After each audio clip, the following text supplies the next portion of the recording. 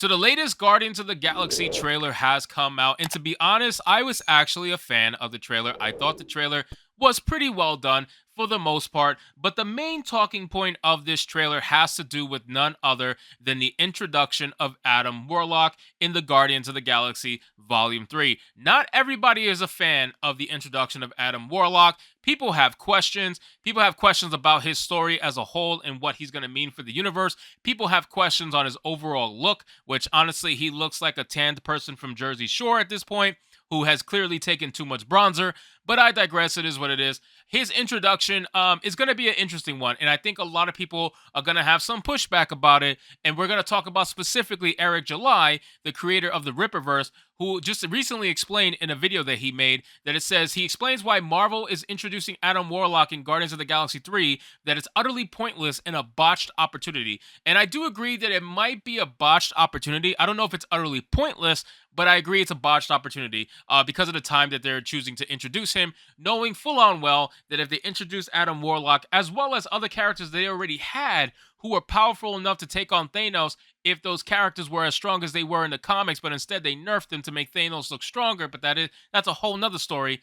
I think it is a botched opportunity, but let's get into the article. So it says Eric July, the creator of Isom, reacted to the release of the new Guardians of the Galaxy Volume 3 trailer and its introduction of Adam Warlock by claiming his introduction is utterly pointless and a botched opportunity. In the newly released trailer for Guardians of the Galaxy Volume 3, a first look at Will Poulter's Adam Warlock is shown off at the 1 minute and 28-second mark. It says July initially reacted to Warlock's inclusion, writing on Twitter, they have no idea what the hell they're doing over there.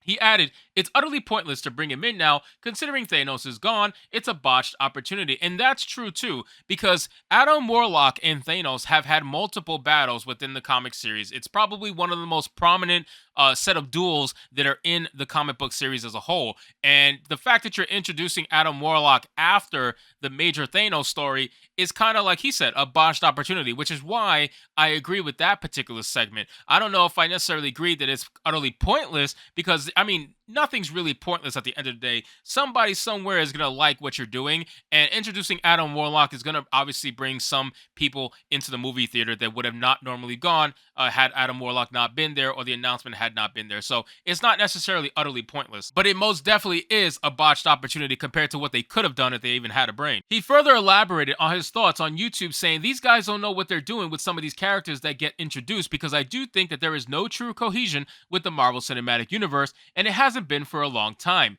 He continued, just like comic books, it became one of those things where it's like you get a movie, you get a movie, and you get a movie, and do whatever it is that you want. Maybe we have a pool of characters that you can choose from to include, but ultimately we're not wanting you guys to be knowledgeable, let's say, on some kind of source material, as well as constantly working together with your colleagues to make a cohesive story. Specifically turning to his attention to Adam Warlock's appearance in Guardians of the Galaxy Volume 3, July said, it doesn't look too good. You're completely correct. That's not even what I want to focus on. That's the layup. That's the easy part. And I agree.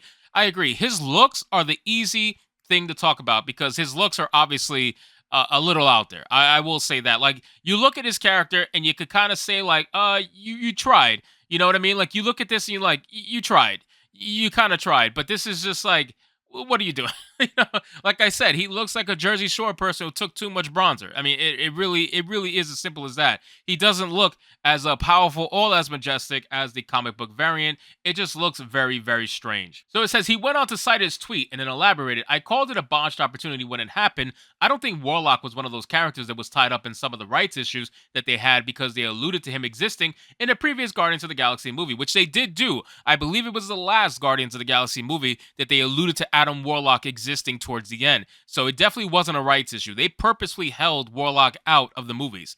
It said July continued, and when you consider who Adam Warlock is, what he is essentially known for, and in the comic books to have Thanos there and not utilize the character when you introduce them was moronic. That was a drop the ball completely, and it was a botched opportunity. I agree with that 100%. 100% I agree with that. They could have did so much more with the Thanos storyline and with Adam Warlock in there, but they chose to leave him out because they know that they couldn't have nerfed Adam Warlock like they nerfed Scarlet Witch and like they nerfed Hulk and everything like that. They couldn't have done that to Adam Warlock, so they purposely left him out. And then it says, for those not familiar with Warlock's karmic history, he first appeared in Fantastic Four 66 as him, and a few years later would be introduced as Adam Warlock in Marvel Premiere #1. He would go on to play a prominent role in the Infinity Gauntlet storyline, showcasing him as one of Thanos' primary foes. He would orchestrate a final battle against Thanos to deprive him of the Infinity Gauntlet, albeit his initial plan to have the Silver Surfer snag the gauntlet as he attacked Captain America failed. While his initial plan would have been foiled, his long-term plan came to fruition, and he would claim the Infinity Gauntlet as his own, defeating both an arrogant Nebula and a prideful Thanos. After obtaining the gauntlet, Warlock would fashion himself a god that would use the power of the Infinity Gauntlet wisely. And then he says, let the conflict end. It was such a great part in the actual comic book series. It's fantastic.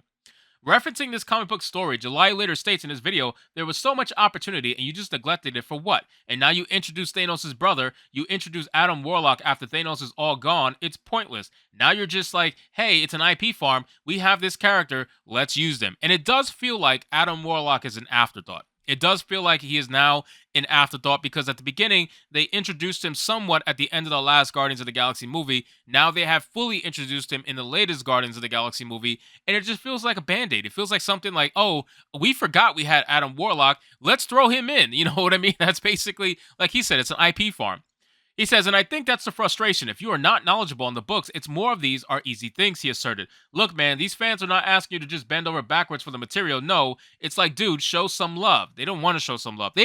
Listen, it's been proven, and I made a video on this, it's been proven that Marvel specifically hires writers for their MCU projects who are not fans or who even know about the original comic books at all. They don't want fans. They don't want people who know about the comic books. They don't want people who like the comic books. They want people who don't even know about the comic books. It's been proven. So for them to show some love, they're not going to because they don't know what they're showing love for. They have no idea what they're actually doing. They're just writing whatever they feel is right. That's basically it. He then noted, show us that you actually care about these people. They don't. That this material doesn't exist if it had not been for these creatives, had it not been for these supporters, these customers of this work, and then you just bastardize these characters. Well, I keep saying it, but it's because they don't know these characters. They are bastardizing it because they don't know them. These people are literally ignorant, and that's because Marvel wants to keep them that way. July's comments echo former TV executive Paul Chatow's recent comics. During an appearance on Midnight's Edge in the morning number 326, Chateau stated, I think in many ways, the MCU kind of ruined things in that comic books have traditionally had their own arc, often based on a writer. So you would get the Dan Slott She-Hulk, which is kind of what they screwed up. But then you've gotten the John Bryn She-Hulk. There's nothing stopping any of these companies to just go, okay, we're just going to do the Dan Slott thing, the John Byrne thing, the Galactus Fantastic Four, and at the beginning, middle, and end, it has its own cast, and then you can get a new cast for the new set, just exactly like they do in comic books, where they find a new artist, new writer, and you get a new experience, he said. The MCU kind of blew that up because they took segments of continuous comic series and pulled off stuff from all of them and ruined those series, he asserted. So you can't even go back to the series that they pulled ideas from to make a continuous arc from that edition. The MCU poisoned the well in many ways, he concluded. And I do agree. I agree 100%. The MCU has definitely tainted for a lot of people the original comic books that they fell in love with so much because the MCU was supposed to be that thing that you would get hyped to see because you can finally see the characters that you love so much from your childhood or even modern day characters like you're going to see them on screen. That's such a fantastic idea. But unfortunately, Marvel and Disney, where they're at right now, they don't really care about that. They are specifically hiring people who don't care about that because they want to make sure that they can mold these writers and tell them what to do without any sort of pushback whatsoever. So anyway, guys, thank you so much for watching this video. I hope you did enjoy, and if you did, consider leaving me a subscribe. I would greatly appreciate it. Don't forget to like the video, comment, let me know what you think of today's story, and I'll see you guys on the next one. Hypnotic out.